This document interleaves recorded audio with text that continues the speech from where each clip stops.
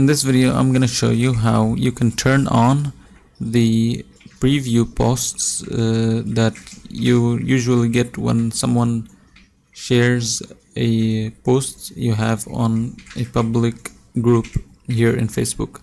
So to turn it on, you go and click on these three dots, then follow settings, then you scroll down, and then here it says enable previews when your public group posts are shared off of Facebook.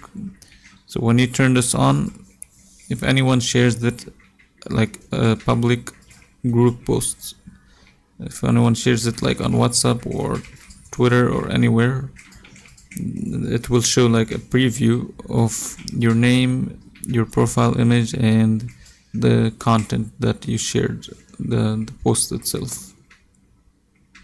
After you do this, you just go back, and this is how you do it. If you enjoyed this video, please don't forget to leave a like and subscribe.